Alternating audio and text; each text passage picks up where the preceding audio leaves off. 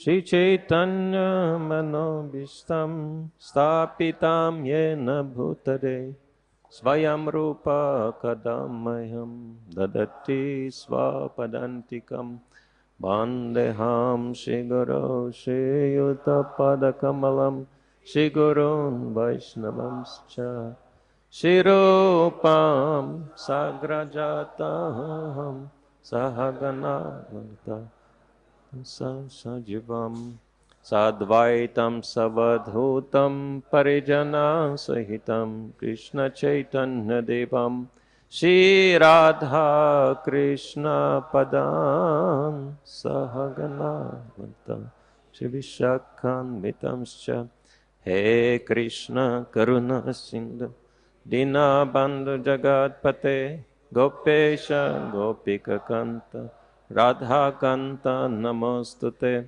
Tapta Kanchana Gorangi Radhe Vrindavaneshwari Manusute Devi Pranamami Hari Priye Vanchakalpatarubhyascha Kripa Sindhubhevacha Pacitanam Pavanebhyo Vaishnavebhyo Namo Namaha Shri Krishna Chaitanya Prabhu Nityananda Shri Advaita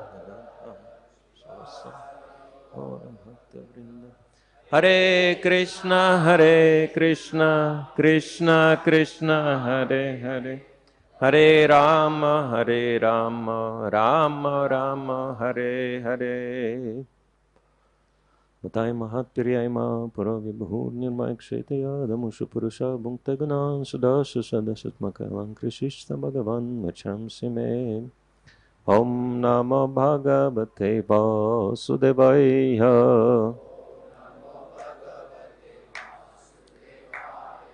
Om Namo Bhagavate Vasudevaya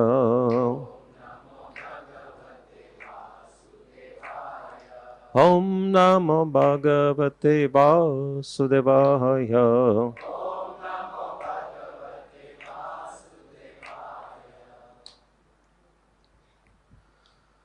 So this is again chapter 1 of Bhagavad-gītā, text 30. I'll just read Sanskrit, translation and purport by His Divine Grace A.C. Bhaktivedanta Swami, Srila Prabhupada ki jai. Nacha śaknomy avasthātuṁ brahmachiva cha me manah nimittani cha pashyami viparitani Keshava. I am now unable to stand here any longer. I am forgetting myself and my mind is reeling. I see only causes of misfortune, O Krishna, killer of the Keshi demon. Purport. Due to his impatience, Arjuna was unable to stand on the battlefield, and he was forgetting himself on account of this weakness of his mind. Excessive attachment for material things puts a man in such a bewildered condition of existence. Bhayam vitiya biniveshata syat. Such fearfulness and loss of mental equilibrium take place in persons who are too affected by material conditions. Arjuna envisioned only painful reverses in the battlefield. He would not be happy even by gaining victory over the foe. The words nimittani viparitani are significant. When a man sees only frustration in his expectations, he thinks, "Why am I here?" Everyone is interested in himself and his own welfare. No one is interested in the Supreme Self. Arjuna is showing ignorance of his real self-interest by Krishna's will. One's real self-interest lies in Vishnu or Krishna. The conditioned soul forgets this and therefore suffers material pains. Arjuna thought that his victory in the battle would only be a cause of lamentation for him. Nacha śaknomy avasthātuṁ brahmati cha me manah nimittani cha pashyami viparitani Keshava. I am now unable to stand here any longer. I am forgetting myself and my mind is reeling. I see only causes of misfortune. O Krishna, killer of the Keshi demon. Keshava, or Krishna, who is the killer of Keshi demon, is the Lord who can free us from material misconceptions. In order to understand what we have to be freed from, first we have to know what are the misconceptions. As we were mentioning, Srila Bhaktivinoda Thakur, he explains in his books such as Sri Krishna Samhita and Sri Chaitanya Shikshamrita that different demons in Krishna's pastimes represent different anarthas or obstacles on the path of devotional service. And specifically, Keshi demon represents one of the last anarthas on the path of devotional service, which is considering oneself to be a great devotee, guru or acharya. This anartha is happening when one is influenced by the desire to lord it over other people and material nature. This is why we came to this world, to try to be God, not to serve God. And so this is very amazing that at least we are trying to change that mentality and try to serve the Supreme Lord and His servants. And in order to understand what this anartha is, we will read the specific description from the 10th canto of Srimad-Bhagavatam. This is chapter 37, the killing of the demons Keshi and Vyoma. And so from the beginning of the chapter, it's been described. Shukadeva Goswami said, the demon Keshi sent by Kamsa appeared in Vraja as a great horse. Running with the speed of the mind, he tore up the earth with his hooves. The hairs of his mane scattered the clouds, and the demigods' airplanes throughout the sky, and he terrified everyone present with his loud neighing. This is the kind of sound horses making. When the Supreme Personality of Godhead saw how the demon was frightening the village of Gokula by neighing terribly and shaking the clouds with his tail, the Lord came forward to meet him. Keshi was searching for Krishna to fight. So when the Lord stood before him and challenged him to approach, the horse responded by roaring like a lion. Before he was just neighing, now he was roaring when he saw Krishna. Seeing the Lord standing before him, Keshi ran toward him in extreme rage, his mouth gaping, as if to swallow up the sky. Rushing with furious speed, the unconquerable and unapproachable horse demon tried to strike the lotus-eyed Lord with his two front legs. But the transcendental Lord dodged Keshi's blow, and then with his arms angrily seized the demon by the legs, whirled him around in the air, and contemptuously threw him the distance of 100 bow lengths. So it's approximately a couple of football fields or cricket fields. Just as Garuda might throw a snake, Lord Krishna then stood there. Upon regaining consciousness, Keshi angrily got up, opened his mouth wide, and again rushed to attack Lord Krishna. But the Lord just smiled and thrust his left arm into the horse's mouth, as easily as one would make a snake enter a hole in the ground. Keshi's teeth immediately fell out when they touched the Supreme Lord's arm, which to the demon felt as hot as molten iron. Within Keshi's body, the Supreme Personality's arm then expanded greatly like a diseased stomach, swelling because of neglect. As Lord Krishna's expanding arm completely blocked Keshi's breathing, his legs kicked convulsively, his body became covered with sweat, and his eyes rolled around. The demon then passed stool and fell on the ground dead. The mighty armed Krishna withdrew his arm from Keshi's body, which now appeared like a long karkatika fruit. Apparently, Keshi's body, as acharyas are explaining, was bifurcated, So apparently, this is what's happening with karkatika fruit. I never saw one, but I believe the description. Without the least display of pride at having so effortlessly killed his enemy, the Lord accepted the demigod's worship in the form of flowers rained down from above. My dear king, thereafter Lord Krishna was approached in a solitary place by the great sage among the demigods, Narada Muni. That most exalted devotee spoke as follows to the Lord, who effortlessly performs his pastimes. And then the description goes on how Narada Muni, in a very polite but deceiving ways, glorifies Krishna, saying that I am envisioning how you will perform so many pastimes outside of Vrindavan, leading all the way to Dwaraka. And in this way, acharyas are explaining that Narada Muni is reminding Krishna that he should move out of Vrindavan and continue his pastimes in Mathura and Dwaraka. But because he is not one of the confidential associates of the Lord, he cannot tell him directly, "You've forgotten about your mission. Vinashaya chadushkritam." So you have to move out.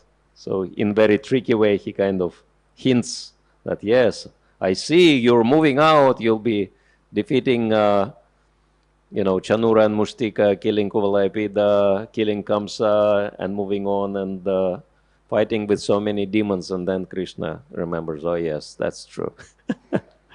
I did plan to, annihilate all these demons, but it's so nice in Braj. I didn't really want to leave, but yes, I have to fulfill my promise to the whole universe, to Lord Brahma and all the demigods. And so Krishna's duty is calling him out. But this is one of the last demons killed by Krishna in Vrindavan. The very last, which will be assassinated at the exit, will be Vyomasur. And then Krishna will continue his pastimes in Mathura, taken away by Akrura on the order of Kamsa. And so, for us, this description means more than just something which happened over 5,000 years ago. As acharyas are explaining that, as Bhaktivinoda Thakur is explaining that these demons on the very early stages, in the very beginning of times in Satya Yuga, demons and demigods or devotees, they lived on completely different planets. Like Indra is living on his planet, and then demons are attacking him, trying to conquer heavenly planets. But as the time goes by, in Treta Yuga, demons and demigods, devotees, they come very close. They live already on the same planet, like Lord Ramachandra with all his devotees lives in Ayodhya, in India. All the demons with Ravana, they live in Lanka. So same planet, different countries. Now, closer to our times, Dvapara Yuga, demons and devotees, they already live in the same country. They come very close. Krishna with his devotees lives in Vrindavan. And Kamsa and all the demons live in Mathura, which is probably just an hour or so of walking distance, right? So very close. And Acharyas are describing that Kali-yuga means that demons and devotees not only live as next door neighbors, but demon and devotee can very nicely live in the same body. This is the symptom of Kali-yuga. So His Holiness Satsvarup Maharaj wrote one book which is entitled, Am I Demon or Devotee? And sometimes, some of us at least, might also ask ourselves this question, am I demon or devotee? Do we have anyone who ever had this question crossing your mind? Okay. So therefore it is very relevant topic for all of us, and therefore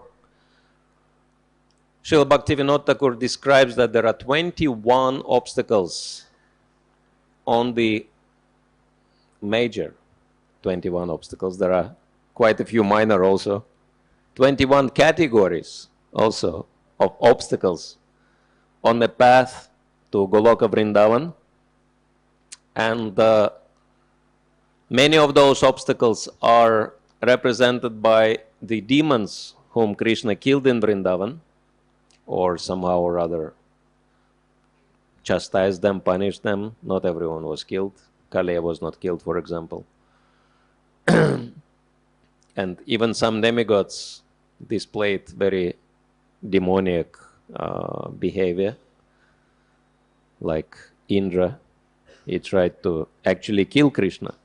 And all the Brajabasis, and even though he is a very exalted demigod and devotee, we can see that sometimes these demoniac propensities can take over a devotee so much that there is a risk that one may even behave like a demon.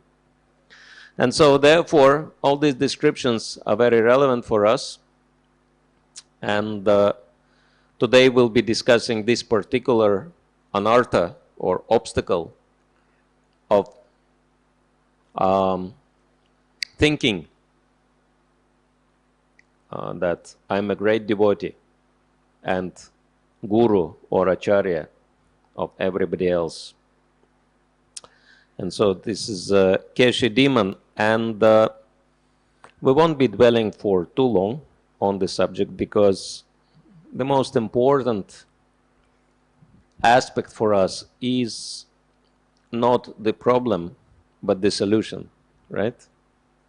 Because as Bhagavad-gītā explains, chapter 2, text 59, Vishaya vinivartante nirahara siddhihina rasa varjam rasa piyasya param dristvani vardate, that we may stay away from sense gratification.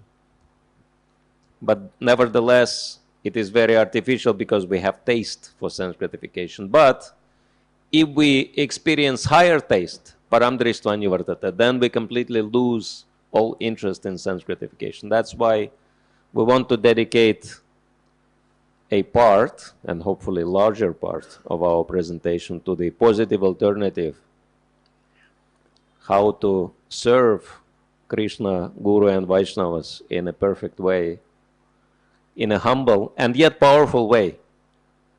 That's the most amazing thing, that humility and efficiency not only can, but they always match very nicely in devotional service. And this is what we'll be discussing.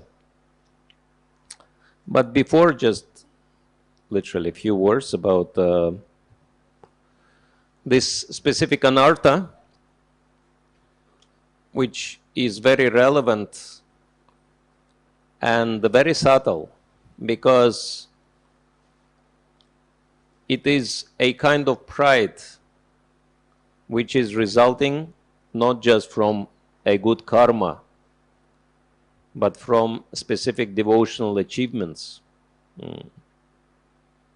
Not just from mundane education, but from knowledge of scriptures, not from any high position in the mundane realm, but exalted position amongst devotees, right?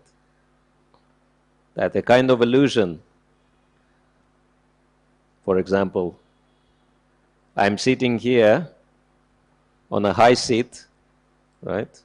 But if I will start thinking mistakenly that just because I'm sitting on a level which is higher than most of the devotees physically, that spiritually I'm also higher. And we can understand that this is the problem which Ramaharshana Sutta had, who got, who was covered by this illusion so badly that he didn't even offer his respects to Lord Balaram himself. And Lord Balaram decided to rectify his consciousness by throwing a blade of grass at him, which actually killed him. Killed him physically, but helped him spiritually. And so, yeah, this is a kind of anartha we're talking about. An impression that I am better than other devotees. And therefore, I have to teach other devotees and help them to, whatever, advance in devotional service. And there are a few problems with this kind of mentality. And of course, we understand why this mentality is wrong, because, again, according to Bhagavad-gītā, prakrite kriyamanani gunai karmani sarvasha ahankaro vimuddhatma kartaham iti manyate, that the conditioned soul, bewildered by the three modes of nature, thinks oneself to be a doer of the activities which are actually carried out by the modes of nature, by the three modes of nature. But in devotional service, we also have three modes. Someone may say, how is that? That devotional service is transcendental. Brahma Vaya Kalpate. So, which three modes of devotional service we are talking about? Anyone knows? So, in the same way, as everything in the material world is guided by the three modes, Sattva, Rajas, Tamas. So in the spiritual world, everything is conducted also by the three modes, Sat, Chit, Ananda. So everything is done by the Lord through the media of His energies. And so if I start identifying myself with the results of my activities, I identify myself with God. And so again, it becomes material consciousness, material conditioning. And therefore, it's the way to fall. It's basically, it's like, I may even be, hypothetically, spiritually higher than other devotees, but if I will think that I am higher than other devotees, then the danger is that I can fall down from this height and injure myself very badly, right?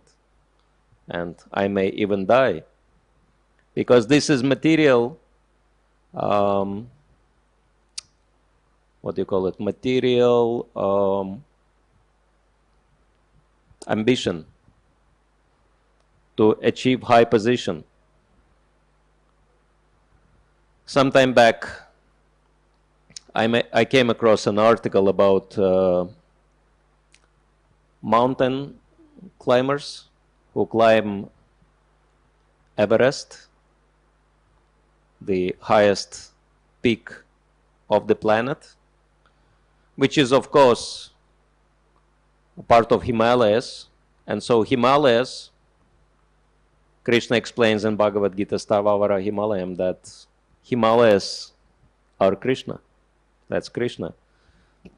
And so I was thinking, what drives people to climb the mountains? Because it's not only hard work, it's risky. And how risky it is? Well, the article says that the slopes of Everest are literally covered with the bodies of those who never made it, either up or down.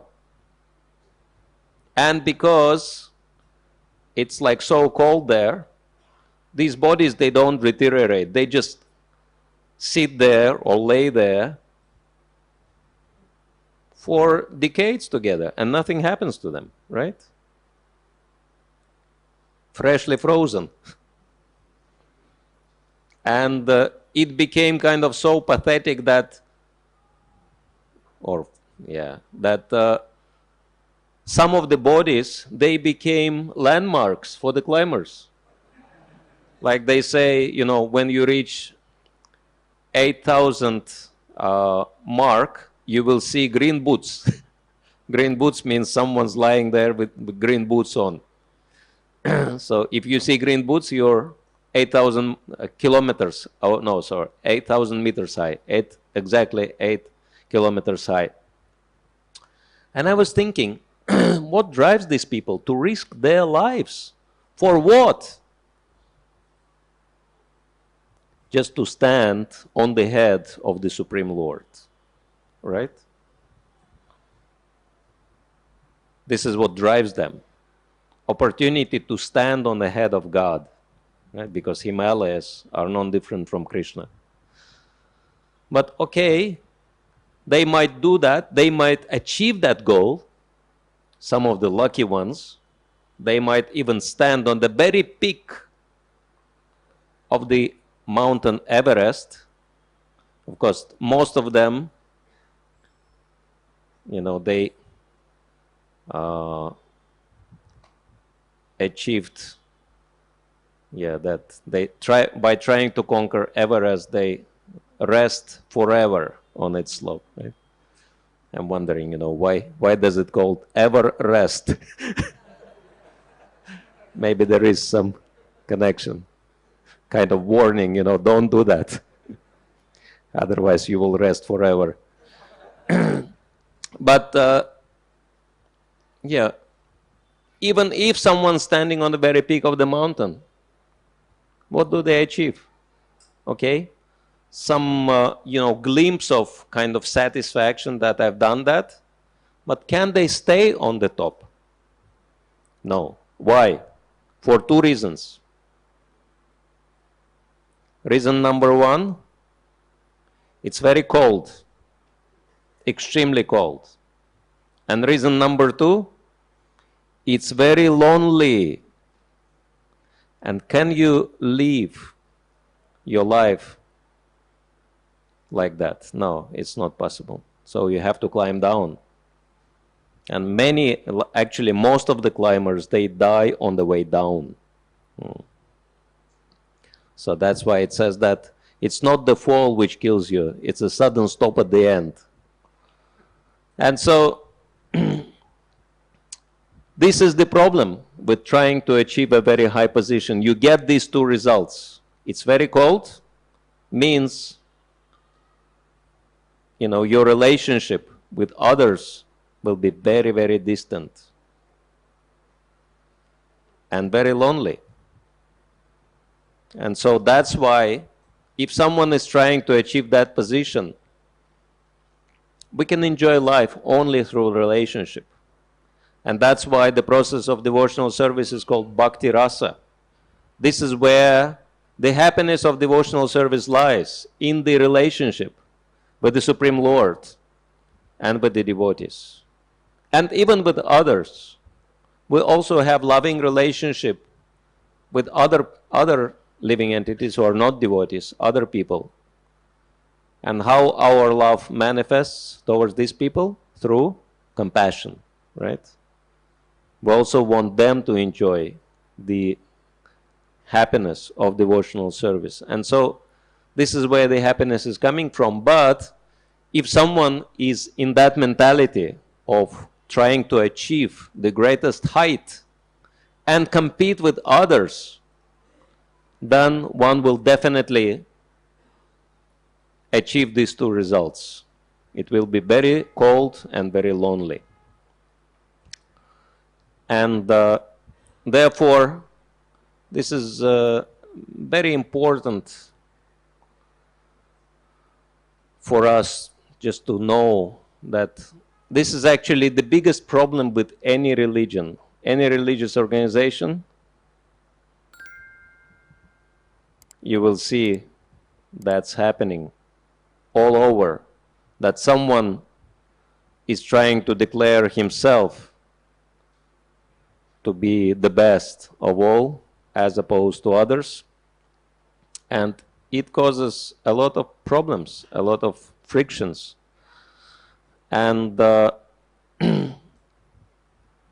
this particular description, which we read, is very interesting in that regard.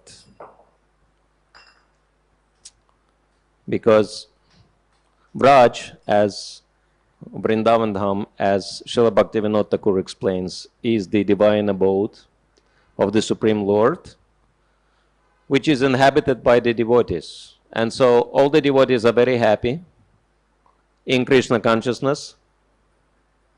But when Keshi comes, he creates complete havoc. He terrifies everyone present with his loud neighing. And so what is this loud neighing? That definitely Keshi is not glorifying the Supreme Lord or devotees. He comes in a very negative mood, right? And his mentality is very critical. So he's very critical and very political. So he's trying to kill Krishna and scares his devotees. And so this is what's happening. If someone is trying to declare himself to be the supreme, even in the realm of devotional service, it creates a lot of problems. It becomes very disastrous, and therefore Krishna has to deal with that. And it's very interesting that when Keshi attacks Krishna, Krishna is not killing him immediately, right? What he does, he is catching, Keshi is trying to kind of trample Krishna with his, hit Krishna with his front legs, with his hooves. And first of all, Krishna dodges his blow, and then he's catching him by the front hooves. And there is a kind of, dancing with Keshi, which is going on. For Keshi, Keshi is really angry and he's trying to kill the Supreme Lord. But for the Supreme Lord, it's a kind of game. It's a kind of pastime. He's playing with Keshi. Of course, it's also mentioned that Krishna is angry, even though he's smiling, but still he's angry with Keshi. Why he is angry? Not because of him, but because Keshi scared devotees in Vrindavan. So Krishna never minds if someone does anything to him. But if someone disturbs his devotees, Krishna becomes angry with that person, and then that person will have problems. And so he's catching Keshi, he's not killing him. What he does, he's twirling him around and he's throwing Keshi away. And then basically he gives Keshi a chance to come to his senses, to cool down, right? And to have a second thought and stop creating nonsense, right?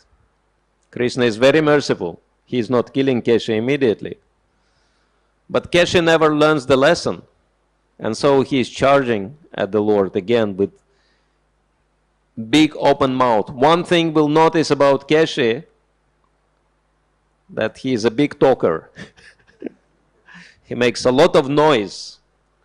Horse has very big mouth, but the ears of the horse are very small, right?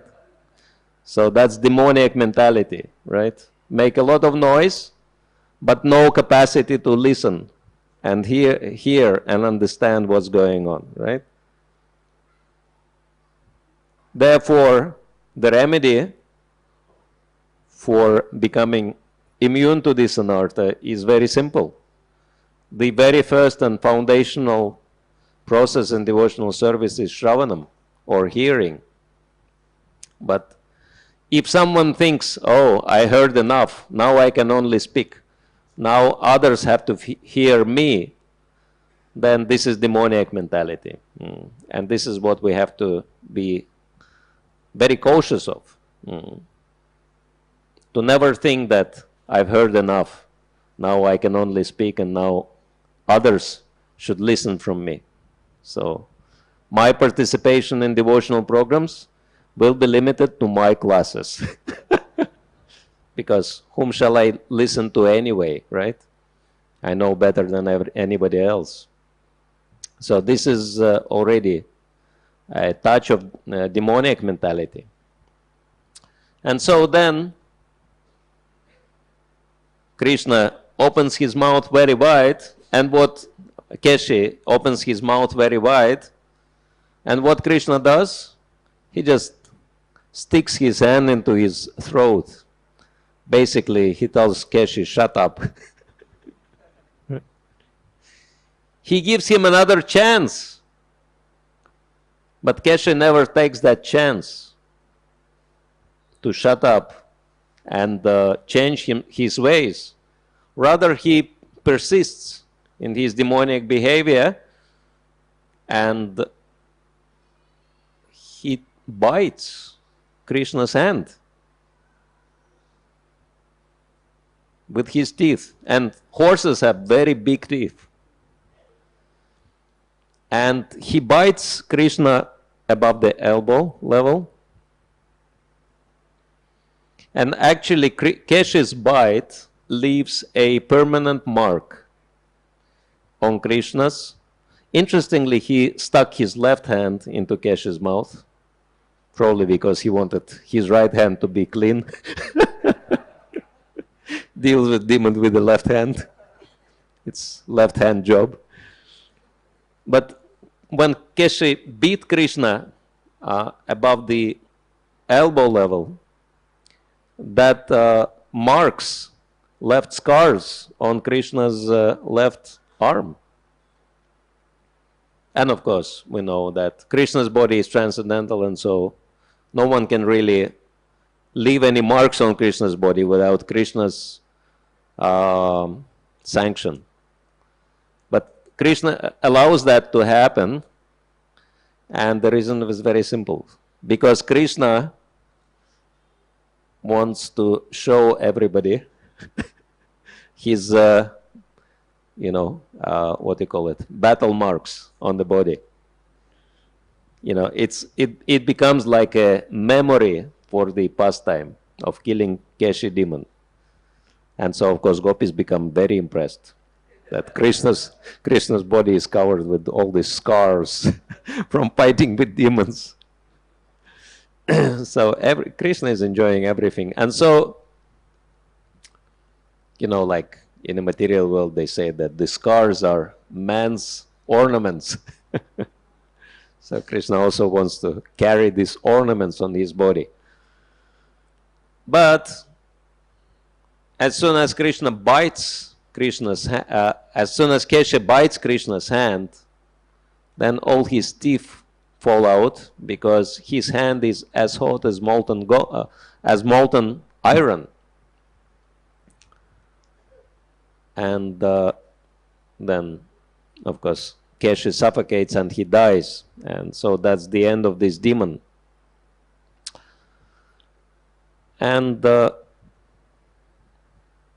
the most important thing, of course, is counter remedy. How can we never be influenced by the Keshi's mentality? And this demoniac or materialistic mentality is very simple. It can be defined in two words. And these two words are divide and rule. That's the whole philosophy of the material world, divide and rule. And what is the opposite philosophy? Unite and serve. And so we'll be exploring this particular topic. And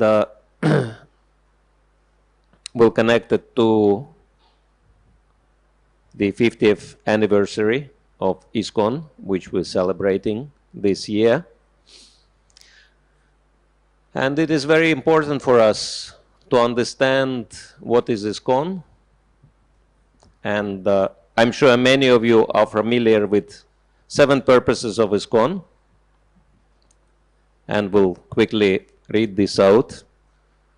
First, to systematically propagate spiritual knowledge to society at large and to educate all people in the techniques of spiritual life in order to check the imbalance of values in life and to achieve real unity and peace in the world. Second, to propagate the consciousness of Krishna, God, as it is revealed in the great scriptures of India, Bhagavad-gītā and Srimad-Bhagavatam. Third, to bring the members of the society together with each other and nearer to Krishna, the prime entity, thus developing the idea within the members and humanity at large that each soul is part and parcel of the quality of Godhead, Krishna. 4, to teach and encourage the Sankirtan movement, congregational chanting of the holy name of God, as revealed in the teachings of Lord Sri Chaitanya Mahaprabhu. 5, to erect for the members and for society at large a holy place of transcendental pastimes dedicated to the personality of Krishna. 6, to bring the members closer together for the purpose of teaching a simpler, more natural way of life with a view towards achieving the aforementioned purposes, to publish and distribute periodicals, magazines, books, and other writings. So, just by going through those 7 purposes, it's very easy to sense the main desire of Srila Prabhupada to unite. You can see that first purpose is to unite, to achieve real unity. The third purpose, bring members of the society together with each other and nearer to Krishna, to unite again.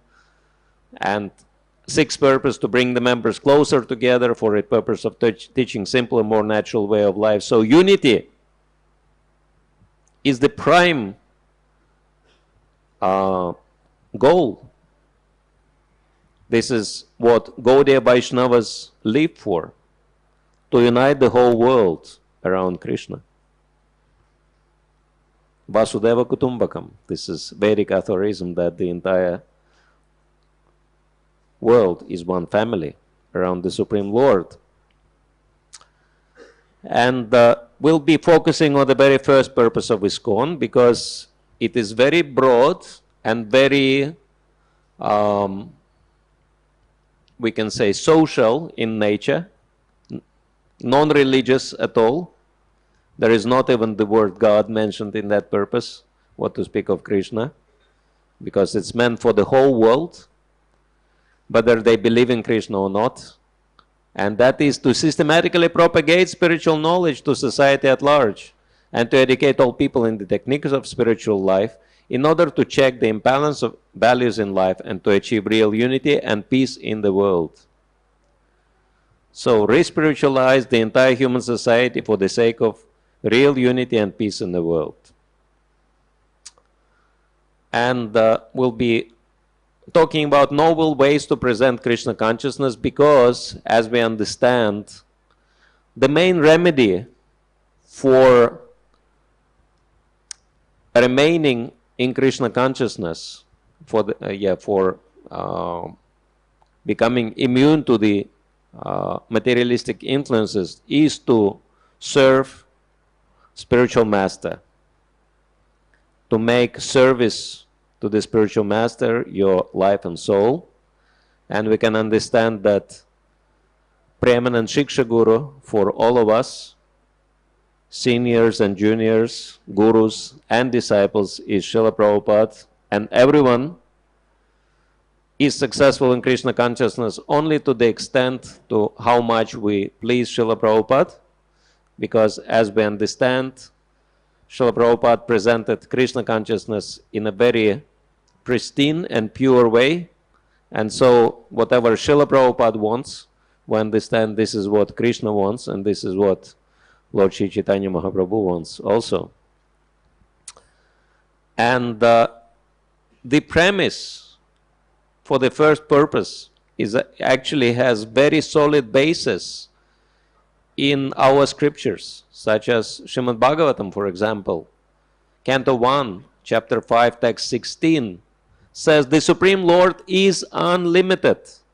Only a very expert personality retired from the activities of material happiness deserves to understand this knowledge of spiritual values.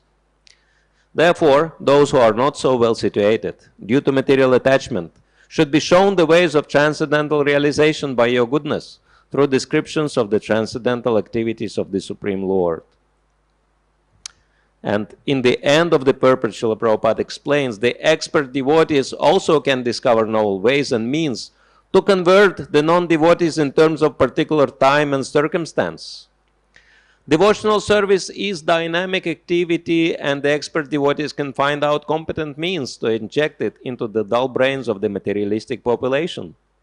Such transcendental activities of the devotees for the service of the Lord can bring a new order of life to the foolish society of materialistic men. Lord Sri Chaitanya Mahaprabhu and his subsequent followers exhibited expert dexterity in this connection.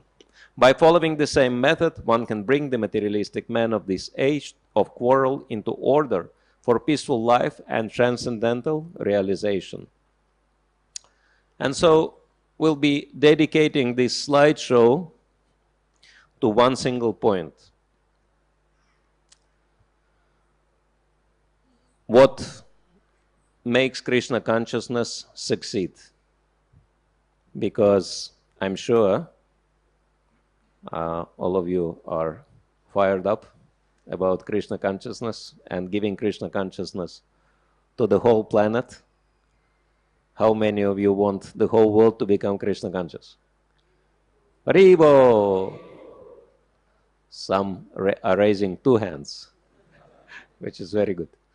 And so, this is a real desire of Srila Prabhupada, to unite the whole world around Krishna, or at least help people to advance spiritually, so that one day they would be able to understand who is Krishna and the value of devotional service.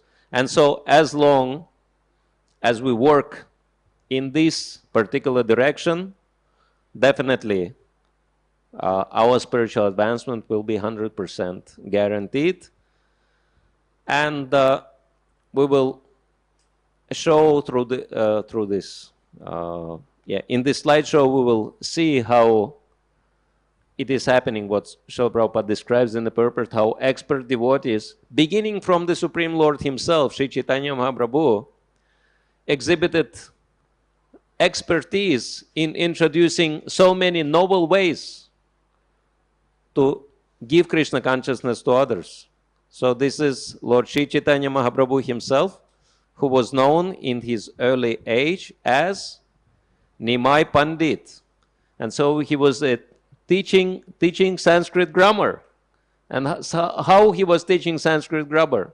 He made his lesson completely consisting of the holy names of the Supreme Lord. And so every single rule of grammar he was explaining on the basis of the holy names. And so he invented the way how to make his pupils to chant the holy names under the pretext of learning Sanskrit grammar.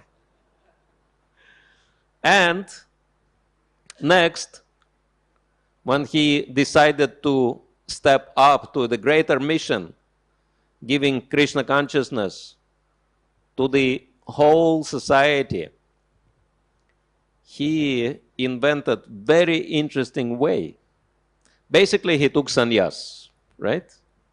Because in India, sannyasis are still respected. But whom did he took sannyas from? Keshav, Bharati. And who was Keshav Bharati?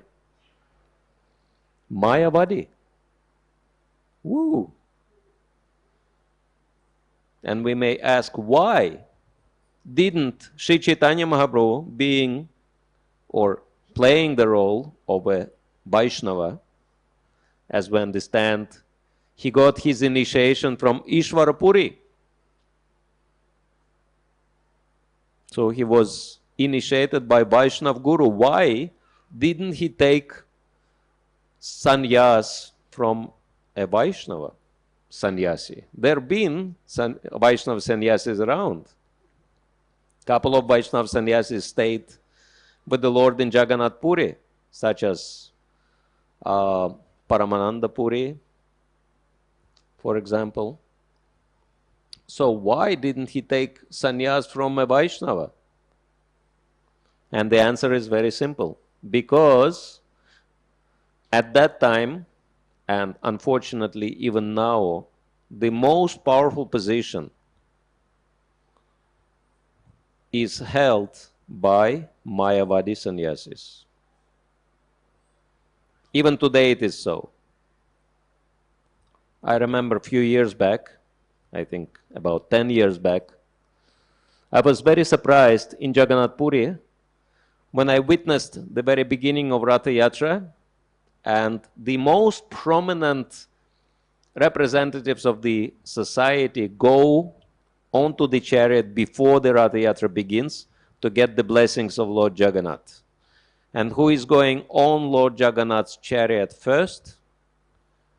Shankaracharya from the local mutt, right? As we know, Shankaracharya has 4 main headquarters on Indian subcontinent, and one of them is in Jagannath Puri, Govardhan Mutt. And so the leader of Govardhan Mutt, together with other Mayavadi sannyasis, they go up the chariot. And only after they get the blessing of Lord Jagannath, only then king goes up the chariot, right? But nobody else can do that. So they are considered to be the most important representatives of Vedic tradition. And Sri Chaitanya Mahaprabhu decided, if I have that position in that circle, I'll have great influence on the society. So he decided, for preaching's sake, he took sannyas in the enemy's camp, which was very effective move, as we know, because he got an opportunity to preach Krishna consciousness to the most influential spiritual leaders of the time. Whom he is preaching to? Sarvabhauma Bhattacharya. And how he is preaching to him? By keeping quiet, by not saying one word throughout the whole 7 days. So that's why, and this is how he converted Sarvabhauma Bhattacharya, because he saw. He was not, by the way, even falling asleep. You know, hearing lecture for 7 days and not even falling asleep and not getting distracted. And so Sarvabhauma Bhattacharya was really impressed by that ability of Sri Chaitanya Mahaprabhu. And after Sri Chaitanya Mahaprabhu listened to him for so long, Sarvabhauma Bhattacharya had to listen to everything Sri Chaitanya Mahaprabhu said, right? So that's why it says, first seek to understand, then to be understood, right? First seek to understand, then to be understood. So it shows that Shravanam is the most powerful spiritual process in devotional service. And so we can see that sometimes you can preach. Who was saying that? I heard, I think, one of the Chowpatty devotees. Maybe even Radhanath Maharaj says that. We have to preach all the time, but speak sometimes, right? You heard this one, right? So this is what Sri Chaitanya Mahaprabhu does. He's showing the example in that regard. And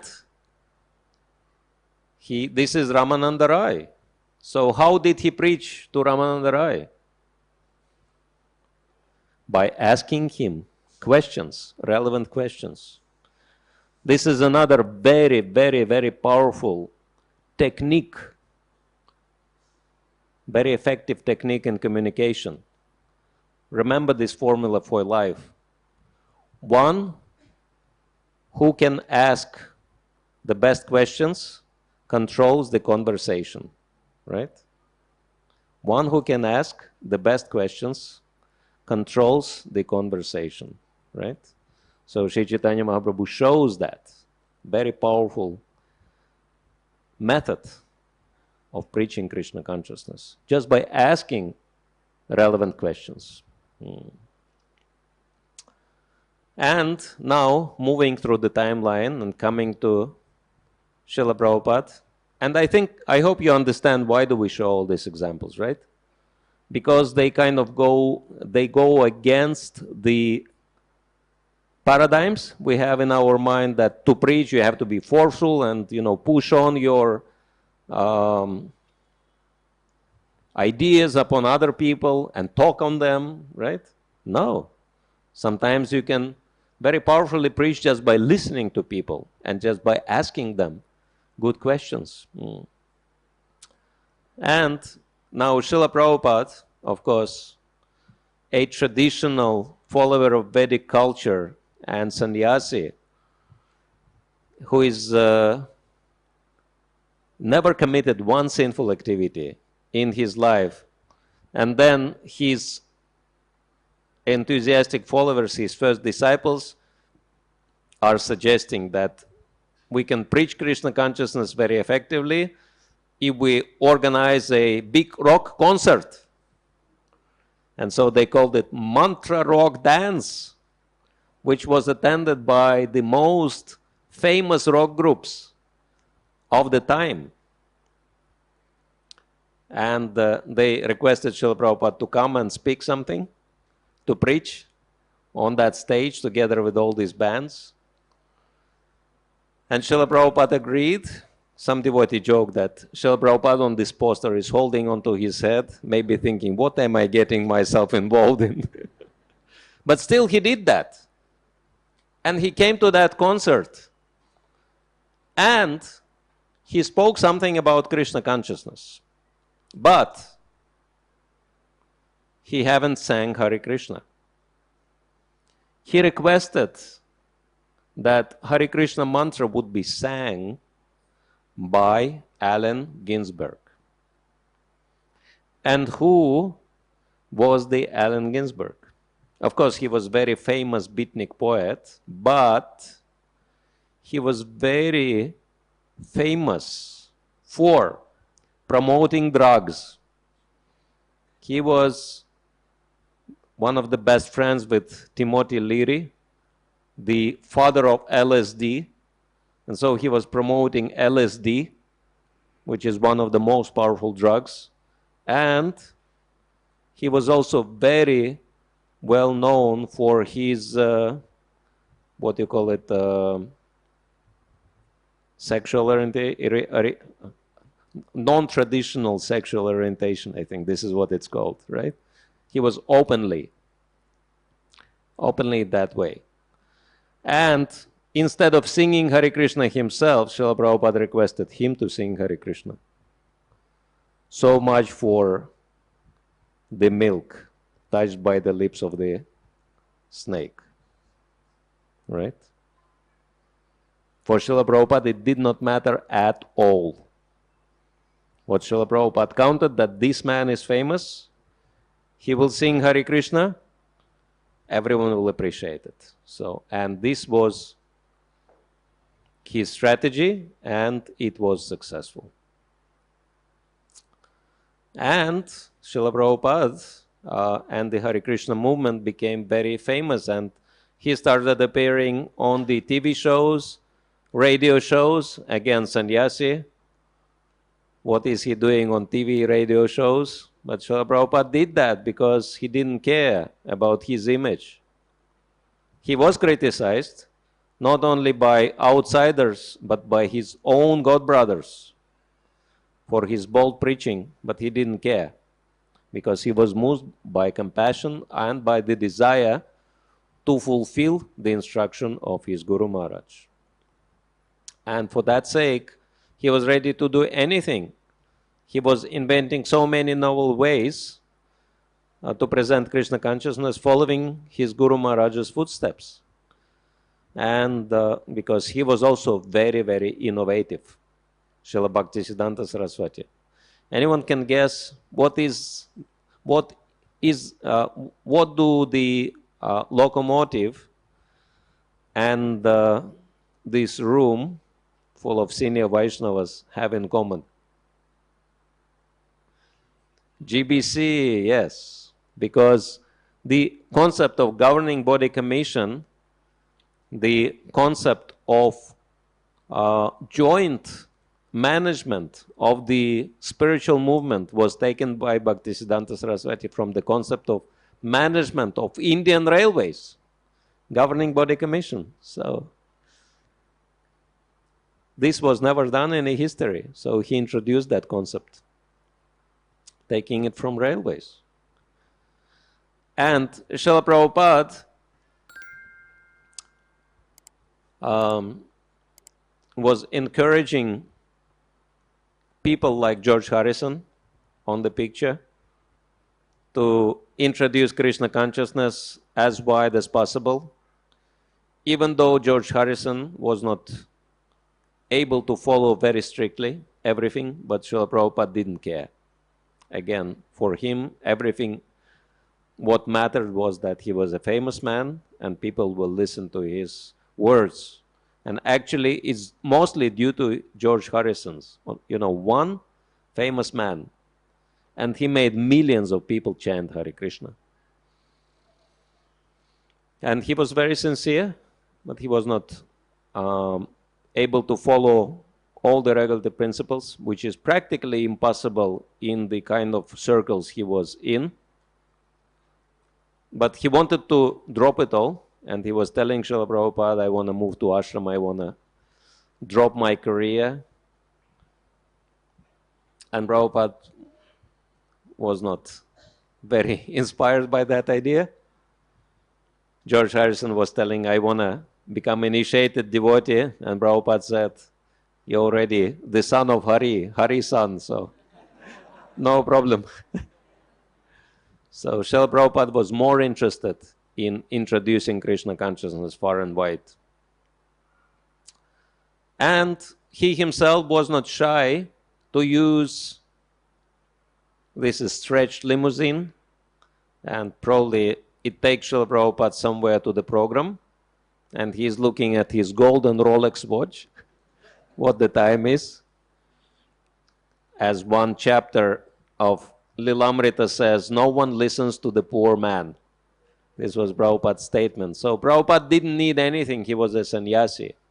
But for the sake of showing people how to utilize everything for Krishna, he was not shy to use any modern facilities to spread Krishna consciousness.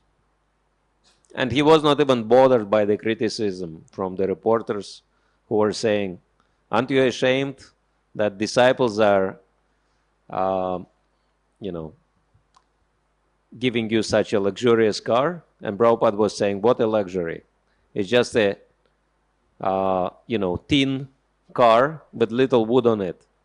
I'm the representative of the Supreme Lord. They should be meeting me with a golden car, not with this, little tin car. What is this nonsense? And of course, reporters were completely shocked by that statement. But Prabhupada was never shy. And so, moving on, we can see that the cutting edge Srila Prabhupada's disciple, who actually working very, very hard to fulfill the last wish of Srila Prabhupada. Before his departure, Srila Prabhupada said, half of my job is not finished because the Varnashram is not established. And some people, even in our society, have this simplistic idea that Varnashram is limited to farm projects. But farms are just for Vaishyas. What about Brahmanas, Kshatriyas? What about the most influential people in the society? And so we can see, at least I can see that, from the impartial point of view, from the point of view of independent observer, what Srila Radhanath Maharaj did, he invested a lot of time into training wonderful Brahmanas. As we know, this temple is very fortunate because it has so many devotees who are very strict in following and who are very knowledgeable in Shastra and have wonderful qualities. And after achieving that goal, we can see that Radhanath Maharaj moved on. And now he is preaching to the modern Kshatriyas, politicians, like Barack Obama. And on the top picture, he is talking to British Parliament, to the Lords. And now we can see that he moved on to Vaishyas, addressing very powerful industrialists. And he is not forgetting the Brahmanas of other type. We can see here that he is together on the same function, having very nice relationship with Shri Ravi Shankar and Ramdev Baba and others. Iyengar, they have wonderful relationship with him. He is very close to Dalai Lama 14th. And he was very appreciative of Mother Teresa. And I think he was the first, and to great extent, probably the only, one of very, very few influential ISKCON leaders who have something good to say about everybody. Even Mayavadis, impersonalists, Buddhists. But this is how a devotee is supposed to be. Because what Srila Prabhupada said, devotee is like a bee. He is going for the nectar. He is seeing only good qualities in others. Whereas materialistic people, they are like flies. They only see faults. And so we can see that because Radhanath Maharaj is seeing good qualities in other people, he is getting so many brilliant opportunities to spread Krishna consciousness and achieve the heights others would never even dream of. And so apparently our society mostly consists of two kind of devotees. One, minority, they are really working hard, serving Srila Prabhupada and Lord Chaitanya, and achieving a lot of success. And others, they cannot show the kind of success, they cannot show the results, but they take as their service to criticize those who actually work hard. They think this is their service. And this is actually Keshi's tendency, which we have to be very mindful of. And he is not even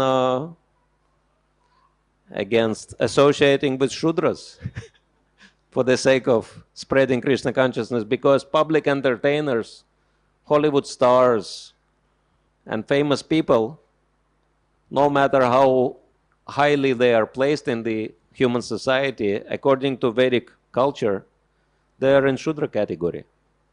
But Maharaj is encouraging them also, because he knows that few words and little association goes long way for them, and they will introduce so many other people to Krishna consciousness. And this is all what Maharaj cares. So he is exactly like Srila Prabhupada. He only wants to introduce Krishna consciousness to the whole world, and this is his life and soul. And we know that some people are criticizing him, but in the same way as Srila Prabhupada was criticized. But Maharaj doesn't care because he knows exactly what he is doing is exactly what Srila Prabhupada wanted. And he was encouraged by the other very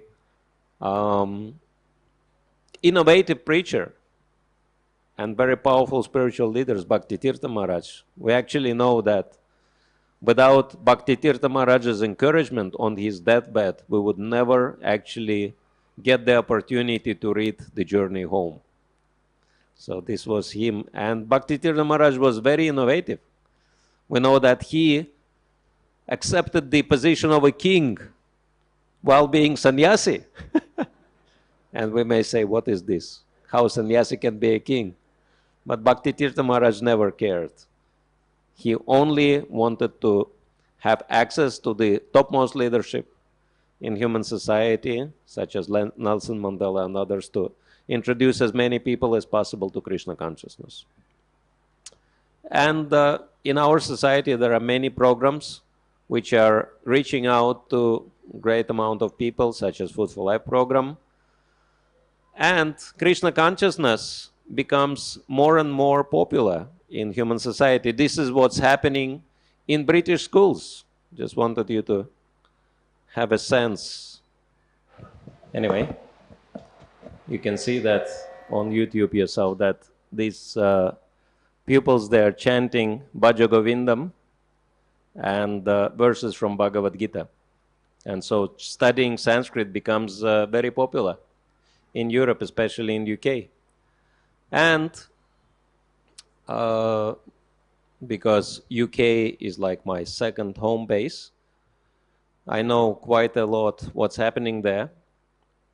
And many of you would know about Krishna Avanti schools, which are very amazing achievements, because these are government schools, government-funded schools, so-called Hindu schools, which are actually purely Krishna-conscious schools because they have deities, they have prasadam, and they have purely devotional curriculum. And this lady in blue with the hat, this is Queen of England. Because they funded the first school, she came to see what's happening, and they placed her right in front of the deities, make sure she gets darshan. They didn't ask her to remove shoes though. She was sitting with her shoes on, which some people might also criticize. But she really appreciated everything. And in the end, she was given a picture of Lord Sri Chaitanya Mahaprabhu. And the temple president of Bhaktivedanta Manor, Shruti Dharma Prabhu, said, our children are taught according to the principles of our founder saint, Sri Chaitanya.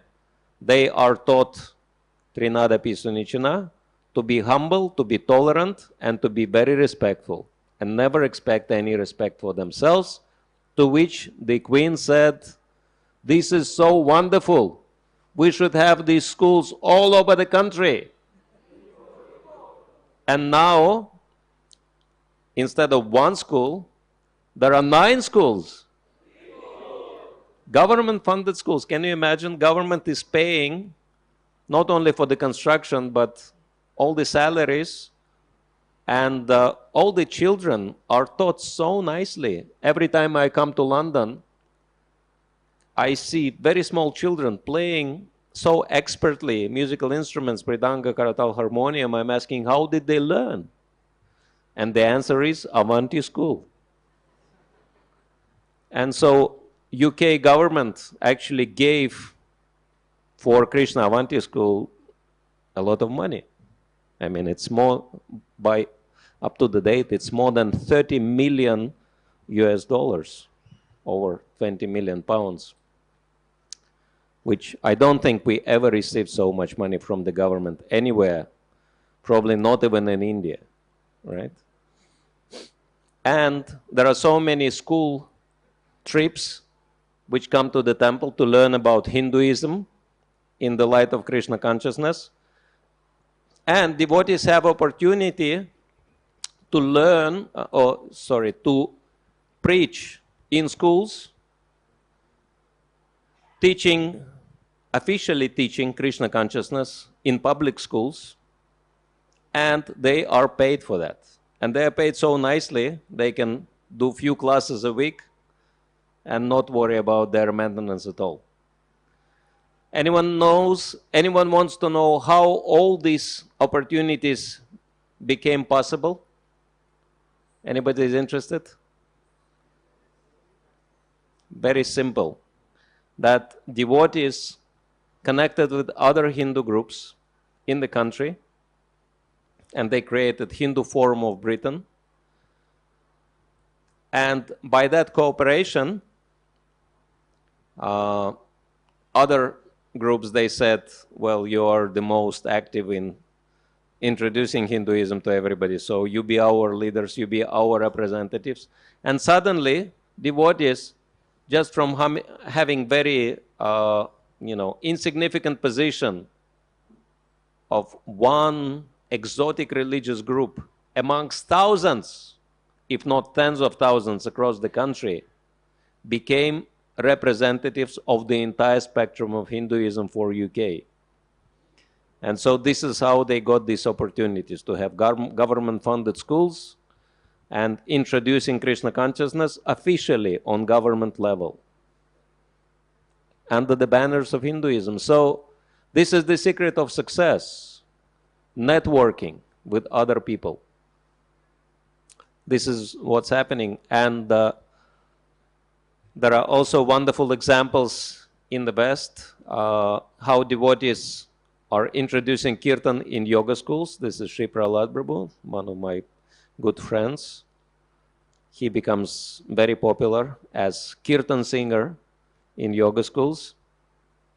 And in the West, there are so many people who hold bhakti festivals. In America, these bhakti festivals, they gather thousands of people.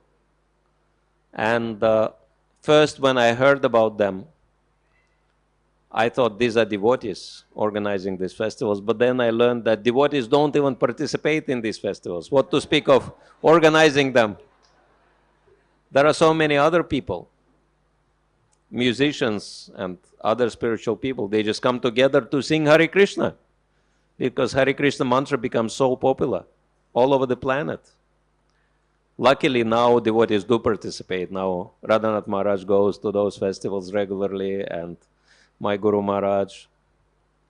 So, but this is very interesting, that it shows that if we will not wake up and start actively introducing Krishna consciousness, Lord Chaitanya will choose somebody else to do the job. And we'll be just, left behind, wondering what happened. How come everyone sings our mantra? Everyone's preaching our philosophy? Everyone's promoting our lifestyle? And this is Russia. I'm sure some of you would know that Russia has the biggest rate of spreading Krishna consciousness growth outside of India. Thousands of people taking up to Krishna consciousness every year. Anyone wants to know how this becomes possible? Very simple, that devotees conduct courses to the people, lectures and self-help courses based on psychology, astrology, and health, healthy lifestyle and relationships, especially family relationships. That's very popular. And we know that these self-help courses are very, very popular all over the world. And apparently, this is a brilliant opportunity to introduce Krishna consciousness on massive scale anywhere, including India. In India, it's also very popular, because whatever is popular in the West becomes popular in India. And so there are many leading devotees who are taking part in this development, and they call it Psychology 3000. And this particular devotee, Audarya Dhamma, some say that he is accountable for 80% growth of Russian communities in the past 10 years, because he is a very successful preacher. And there are so many devotees in Russia who follow that. And actually, this devotee, his books are even translated into English language, even though he is Russian by origin, that he's preaching all over the world. And this is Srila Narada Swami, my spiritual master. He is very active in interfaith circles because his understanding is very interesting, that he says it doesn't matter what kind of spiritual practice people follow, as long as they follow. So they have to be encouraged to follow their path, because eventually, once they become advanced, they will come to Krishna. And so he's making a lot of friendship with so many religious and spiritual leaders in other countries. This is from South Africa. And he invented a concept of spiritual cohesion. And under those banners, he conducted the biggest Ratha Yatra outside of India on the planet, which gathered more than 200,000 people just in 3 days. And because he invited so many other spiritual leaders and political leaders. And it became so successful that the city administration of Durban, one of the biggest cities in South Africa, they contacted him and they said, it's a wonderful idea to have this spiritual cohesion festival for everybody. And of course, everyone gets prasadam and everyone gets Prabhupada's books and chanting of the holy name. But, you know, the concept is social. And they said, this time you paid for it, and now we give you more than $1 million. And we want you next year to conduct a festival for minimum 500,000 people. So, and for that he contacted, this is President of South Africa, Mark Zuma. They discussed the idea of the festival and spiritual cohesion with him. He was very enthusiastic about it. And Maharaj is traveling to very remote places like Mongolia to introduce Krishna consciousness there, and he makes friends with everybody. These are Buddhist monks. And because devotees knew that Maharaj is so keen on interfaith dialogues, they organized a dialogue between him and Buddhist monks in one of the most prominent monasteries in Mongolia. And I was there. And when we came, and then this abbot of the monastery came together with other monks, and I could see tension on his face, because he was thinking, why these Hare Krishnas have come? Do they want to convert us into their faith or not? But after Maharaj started talking to him, the man got completely relaxed, because Maharaj said, we came just because we wanted to do something for you, to serve you, because we are so impressed with Buddhist culture in this country. And this monk, he said, you know, why are you so impressed with Buddhist culture? You are Hare Krishnas, you belong to a completely different culture. And Maharaj said, no. First of all, Buddhist culture and Buddhist philosophy is very close to us, that we both understand and accept concepts of karma, reincarnation, compassion, and kindness towards others is our shared belief and value. And after all, we accept Lord Buddha as incarnation of Krishna. We accept Lord Buddha as the Supreme Lord. And Buddhist monk was a little puzzled, and he said, this is very interesting, because we also accept Krishna as manifestation of Buddha. And Maharaj said, you see, you have so much in common. And so we actually have common goal, which is to save the society from degradation. And I can see that people who are following this Buddhist culture, they live very simple, very pure lifestyle, and we want to help you to restore that Buddhist culture. And so if we could do something, we'll be very grateful.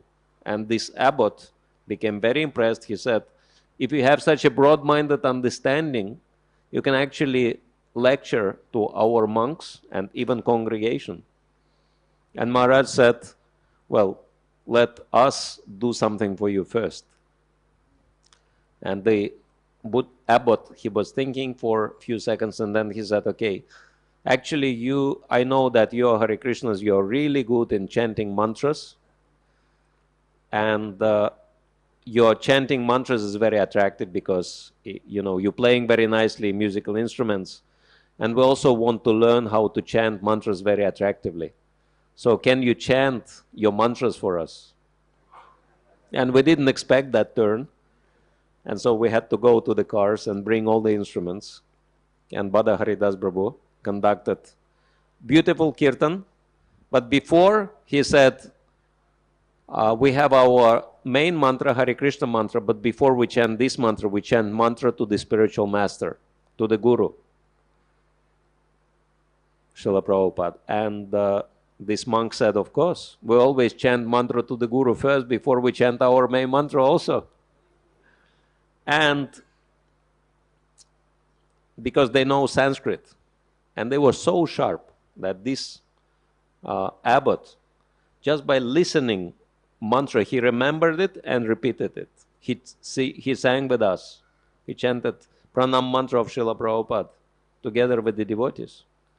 And so after maybe half an hour of very ecstatic kirtan, we've stopped, and then Maharaj said, we also want to chant one other special protection mantra for your monastery. And Buddhists, they love protection mantras. And so they were so ecstatic hearing Nrsingadev pranam mantra that they actually, it was very hard to break away, to leave them. They wanted to take pictures with us. They were embracing the devotees, and their main question was, when are you coming back? So, and these people have a lot of influence in the country. And so making friends with them goes very long way. And therefore Maharaj had very amazing opportunities. He actually spoke on the central television for 5 days in a row, explaining the entire philosophy of Krishna consciousness in depth. More than 1 hour each session.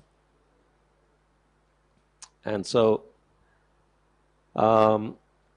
in the conclusion, we wanted to quote from Bhagavad-gītā, very amazing verse, which is chapter 4, text 24, which explains what does it mean, spirituality. What is spirituality? Brahmarpanam, Brahmahavi, Brahmagno, Brahmanahutam, Brahmatanaiva Gantavyam, Brahma Karma Samadhina, which says a person who is fully absorbed in Krishna consciousness is sure to attain the spiritual kingdom, because of his full contribution to spiritual activities, in which the consummation is absolute and that which is offered is of the same spiritual nature. And we're not going to read the whole purport, but the essence of it is very simple, that everything is spiritual because everything is Lord's energy.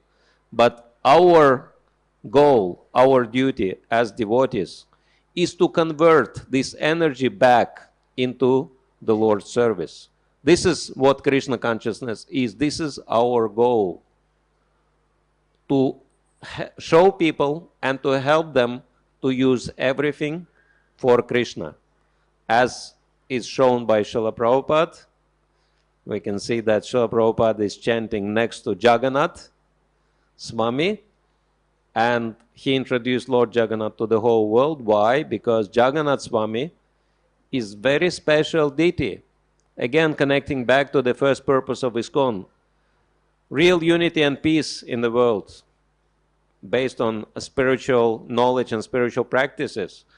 And for those of you who don't know, Jagannath Swami is the first and the oldest interfaith deity in the history of the planet.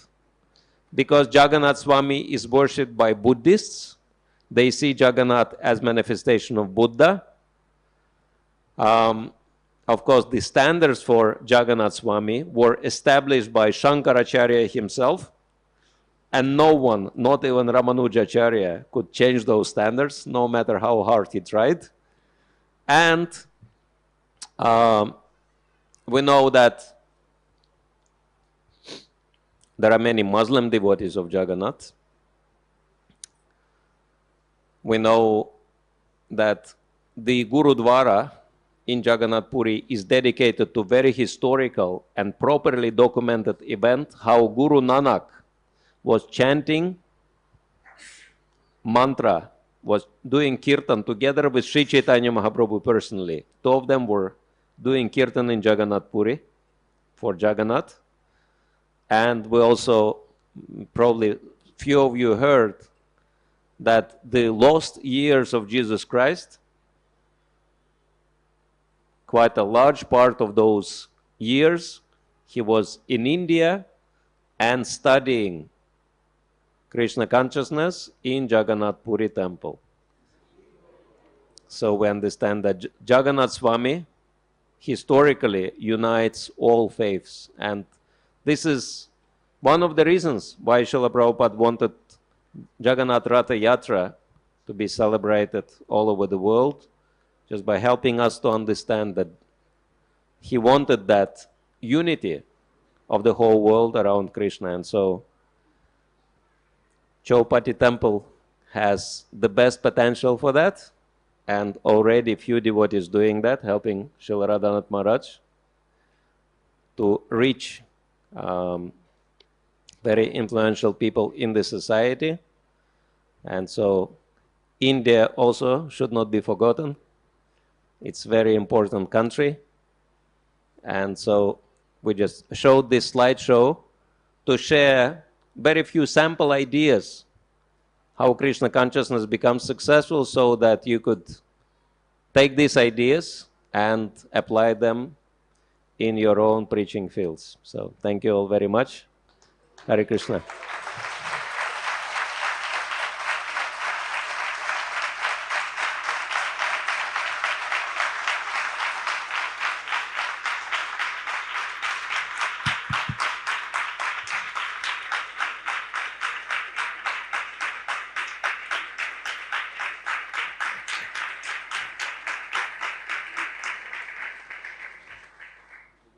I think we went a bit over time, and so, but if there are any questions, I'll be very happy to answer those questions individually. I'm available, but we'll finish in our traditional way by doing 5 minutes of kirtan.